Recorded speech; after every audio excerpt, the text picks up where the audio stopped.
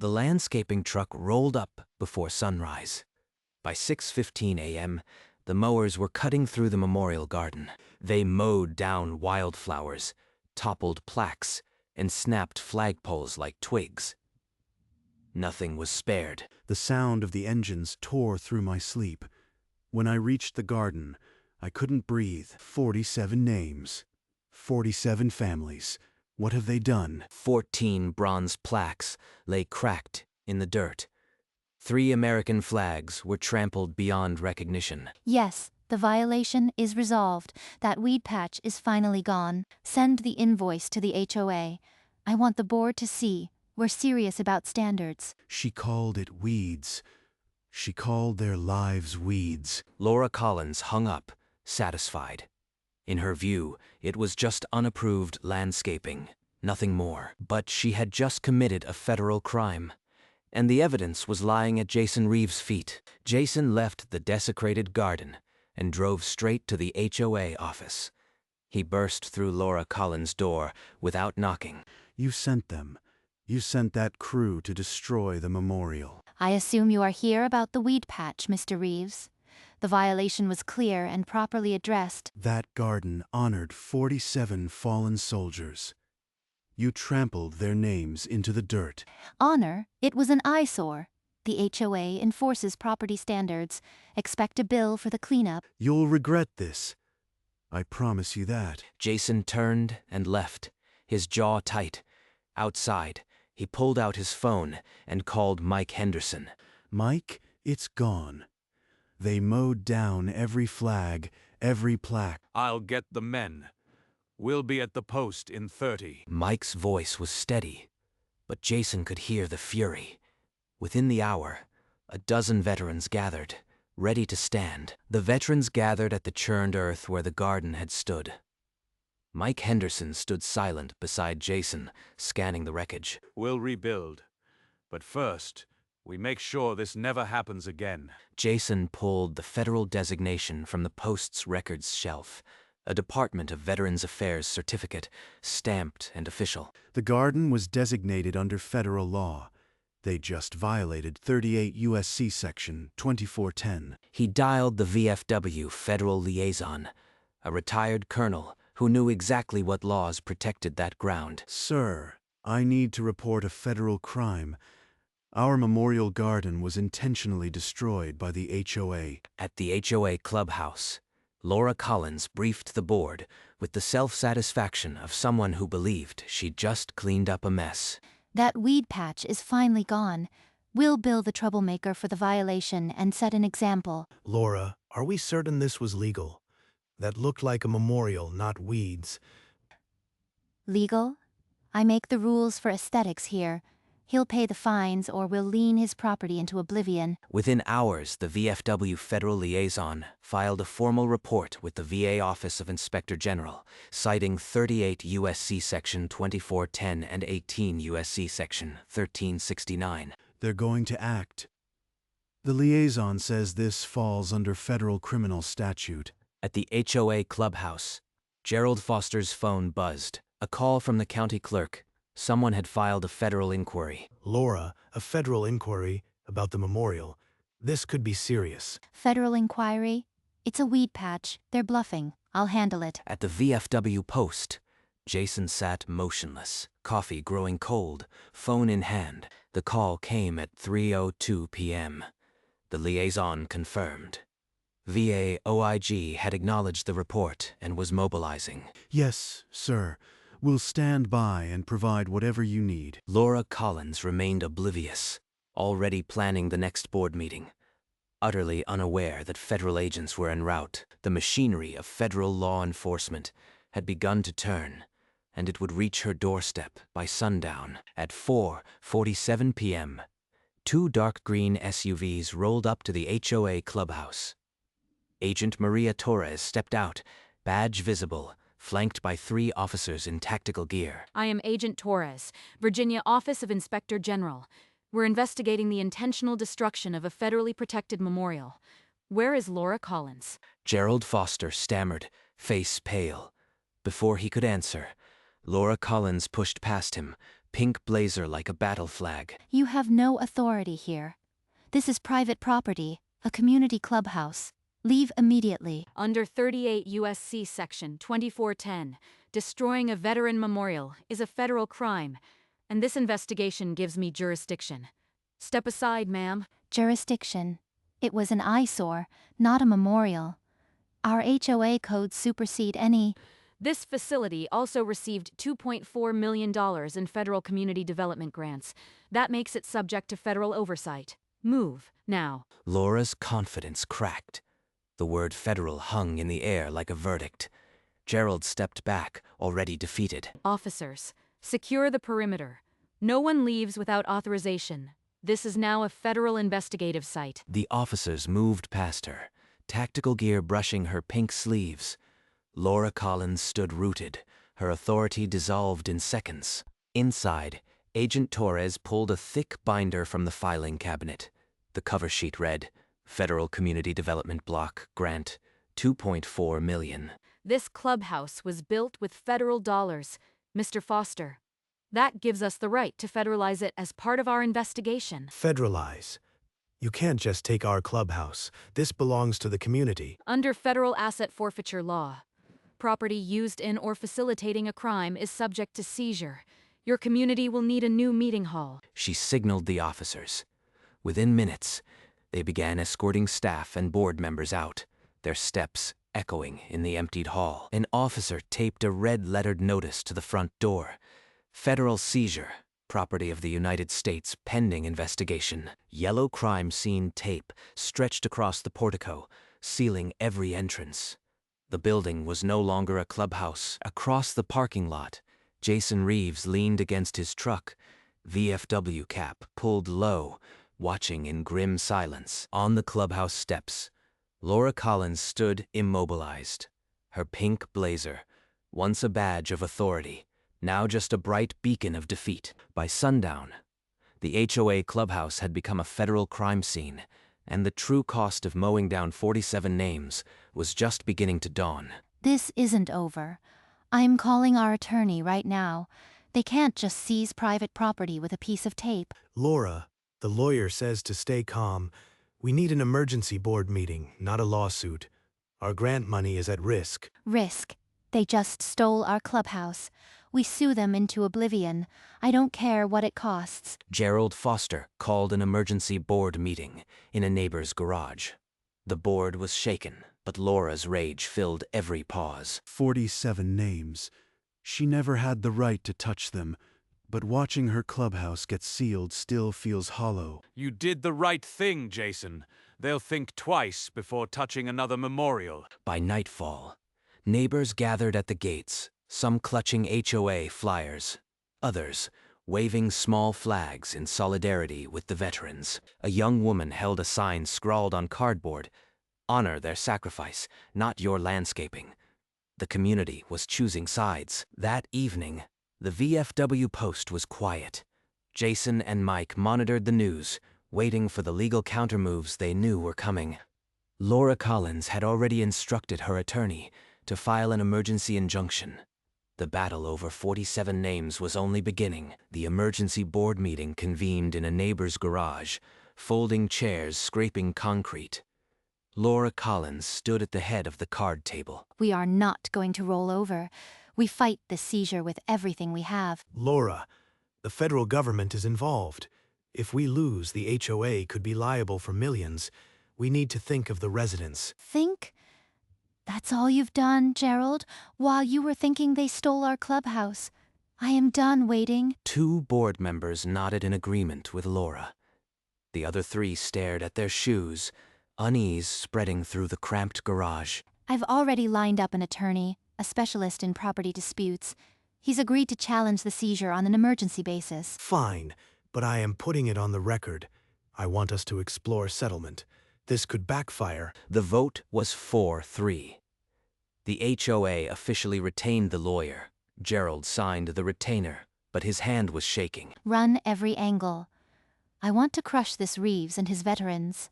They think they've won, not while I am breathing. The lawyer began digging, searching for any crack in the VFW's federal designation.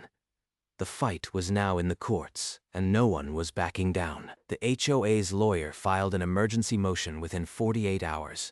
The seizure was invalid because the garden was never officially designated as federal land. Agent Torres received the motion with a thin smile. She had expected this.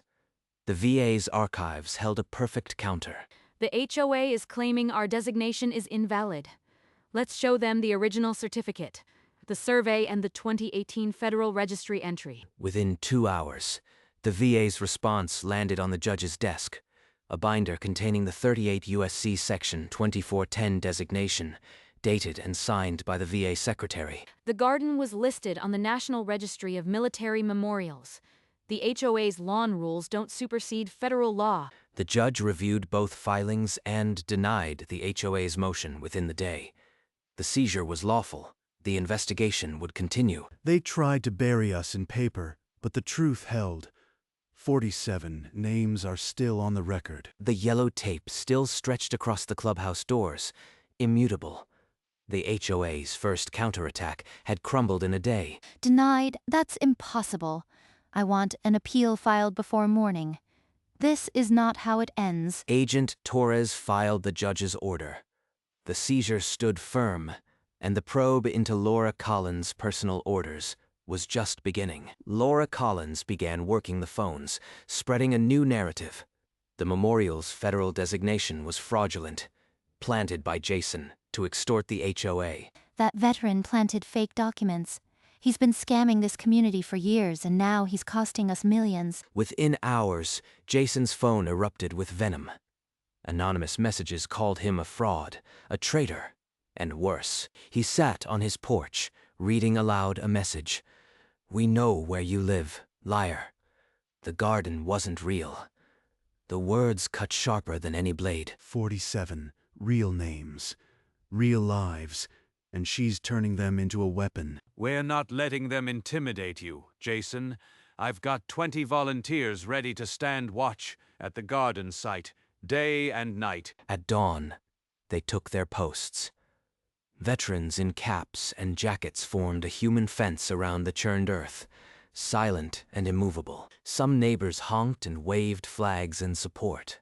Others slowed, windows rolled up, faces cold. The community had become a battlefield. They can call me a liar, but I won't let them bury those names. Not again. The smear campaign roared on, but the wall of veterans held.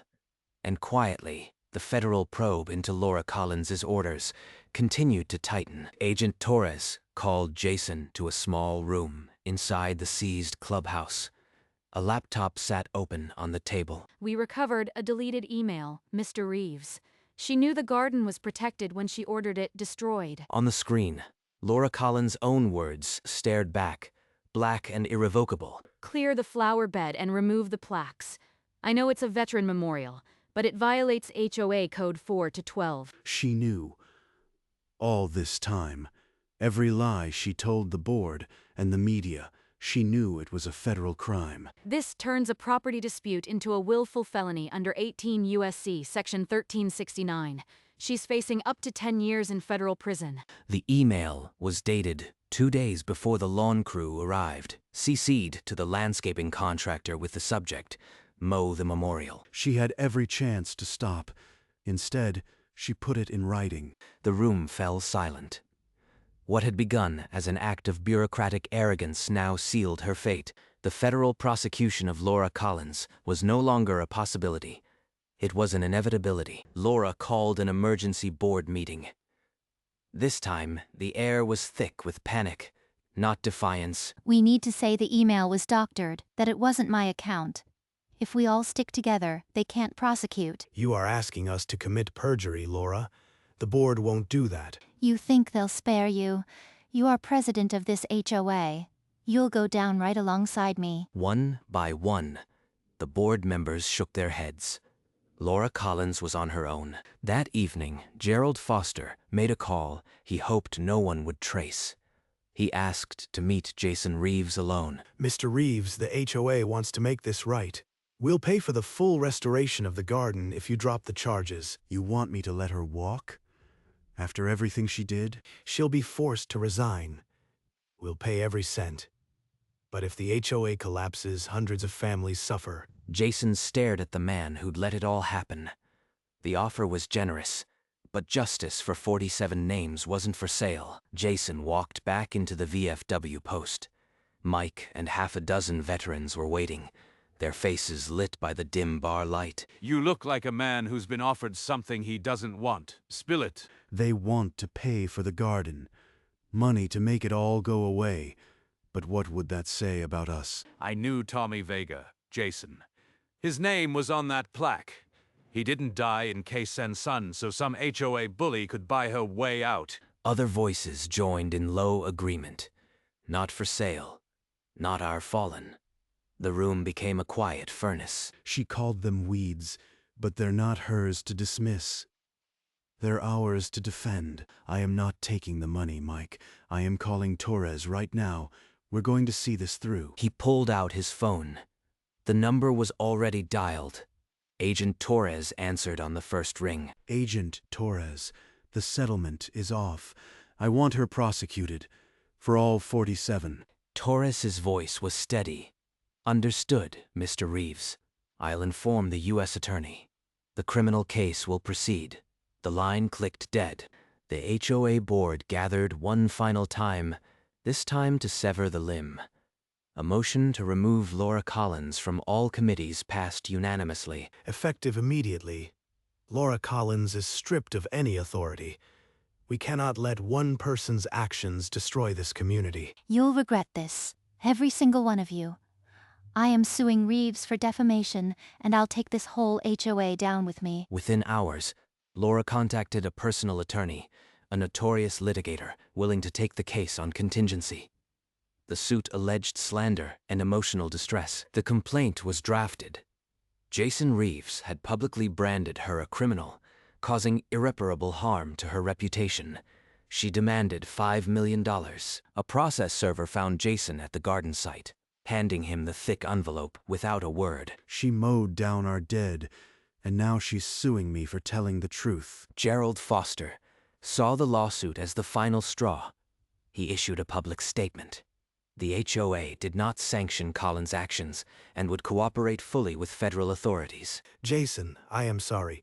We should have stopped her months ago. The HOA stands with the memorial now. It's the only way forward. Laura Collins stood alone, a plaintiff suing a decorated veteran, while federal charges loomed. Her counterattack had only deepened her isolation. The defamation hearing opened in a small courtroom. Laura Collins believed her claim would destroy Jason Reeves. Jason took the stand, VFW jacket on, hand steady. He spoke not like a defendant, but like a man delivering a eulogy. 47 names were on those plaques. Their families trusted us to remember. The room stilled. For a few seconds, no one breathed. Even the judge stopped writing. Laura's attorney tried to undermine him, but Jason's answers were unshakable. The cross-examination only strengthened his testimony. Then Laura was called. She marched to the stand, pink blazer vivid, her indignation rehearsed. I didn't know it was federally protected. I thought it was just a weed patch. The judge produced the federal designation certificate. Laura's face drained of color. The court dismissed the defamation suit with prejudice. The judge called it frivolous and referred all evidence to the federal criminal case. Laura sat motionless as her lawyer packed. The civil battle was over. The criminal one was just beginning. The federal trial began on a Tuesday. Jury selection took 1 hour. The evidence was that clear. She knew it was a federal memorial when she gave the order. This email leaves no doubt. The prosecutor read the words aloud. I know it's a veteran memorial, but it violates HOA code. The jury stiffened. Laura's attorney tried to blame the landscaping crew, but the contractor testified under oath that Collins gave direct instructions. I made a promise to those 47 names.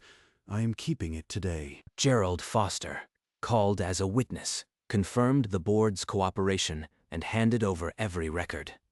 The HOA was now on the prosecution's side. The jury returned in under 2 hours. Guilty on all counts, destruction of a veteran memorial, fraud, and obstruction. Laura Collins' pink blazer stood out as she sat motionless, face white. Her lawyer placed a hand on her arm, but she didn't move. Under 18 USC Section 1369, she faced up to 10 years in federal prison. The judge set a sentencing date 2 months out. Jason Reeves stood in the gallery, his VFW brothers behind him. Not a smile, but a hard-earned stillness. Justice was coming. 2 months later, Laura Collins stood before the judge for sentencing. Her pink blazer was gone, replaced by a plain gray suit. I made a horrible mistake. I was so focused on appearances that I forgot what truly mattered. Please show mercy. But the judge's face didn't soften. It was a deliberate act that desecrated the memory of 47 American heroes. The sentence: 1 year in federal prison, 3 years supervised release, and a $25,000 fine. The gavel struck. Laura Collins was handcuffed and led away, her composure finally cracking. That same week, the federal government revoked all HOA funding. $2.4 million in past grants became an immediate repayment order. The HOA's finances collapsed. Gerald Foster and the entire board resigned. The HOA, stripped of its clubhouse and its cash, was effectively dissolved. I never thought a few flowers could bring down an entire organization, but she made it a war. Jason Reeves watched the news from the VFW post. No celebration, only a quiet nod. The memorial would be rebuilt, and this time it would stand forever. The court also ordered the HOA to fund the garden's full restoration and maintain it in perpetuity. The battle was over, but the real healing was about to begin. The restoration started at dawn. Volunteers in VFW hats and paid crews worked side by side, clearing the churned earth. Every stone has to be right. Every name has to be perfect. They deserve nothing less. 14 new bronze plaques arrived, each engraved with a name and date. One by one, they were set into granite bases. Look at that. A white fence and a real gate. This time, everything stays. The official sign was bolted into place. National Veterans Memorial Site, protected under federal law. A VA official arrived with a framed certificate, recognizing the garden as a permanent national memorial. Jason accepted it with steady hands. Wildflowers bloomed again around the plaques, a living tribute. The garden was no longer a wound. It was a promise kept. Tommy Vega. You see that? His name's back. They're all back. Not just back. They're protected now, forever. The memorial stood complete, fenced and designated. The battle was won, but the legacy would now be safeguarded for all who came after. The final court order arrived on a Tuesday. The HOA's Independence Day Gala was permanently canceled. In its place, they were ordered to provide and serve refreshments at the VFW's annual memorial ceremony. They want us to serve lemonade like we're the help. The gala was our biggest annual event. But the order was non-negotiable. By mid-June, a sign on the clubhouse door read, 4th of July Gala, canceled. The day before the ceremony, HOA members set up folding tables near the garden, coolers of lemonade, trays of cookies. Their faces were tight. The VFW gets its lemonade, just as the court ordered. She would have hated this.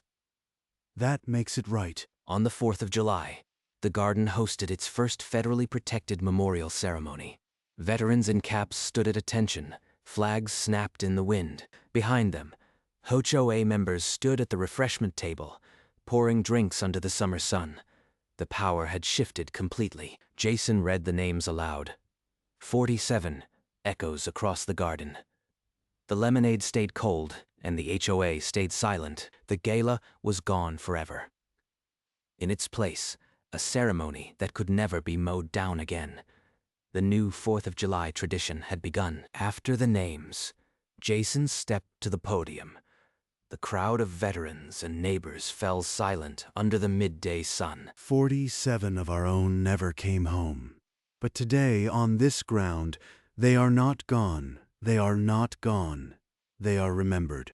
What was destroyed is now protected forever.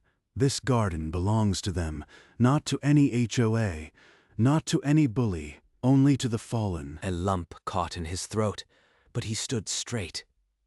Beside the podium, Mike Henderson wiped his eyes. A bugler raised his instrument. Taps floated over the garden. Every note a promise. The veterans saluted in unison. Silhouettes against the blue sky held their salute long after the last note died. Not a soul spoke. At the refreshment table, Gerald Foster filled cups with shaky hands. He caught Jason's eye and gave a short, tight nod. Other HOA members stood behind the cookies and tea, their smiles brittle, but their service mandatory. A silent penance. The crowd applauded not for the speeches, but for the garden, for the names, for the justice that had finally arrived. The first annual ceremony closed with 3 rifle volleys. 47 names crossed from memory into legacy, forever guarded by federal law. After the ceremony, the crowd filtered away. Jason Reeves remained alone in the garden, the wildflowers swaying in the evening breeze. He walked the path, stopping at each bronze plaque. His weathered fingers traced the engraved names: Tommy Vega, David Chen, Maria Hernandez. I kept my promise. Every one of you is back where you belong. The sun sank lower, casting long shadows through the white fence. The garden was silent, except for the rustle of flags, footsteps on gravel. Mike Henderson approached, hands in his jacket. He didn't say a word, just stood beside Jason. Good job, brother. We didn't do it alone. The community, the law, but it's done. She's in a cell.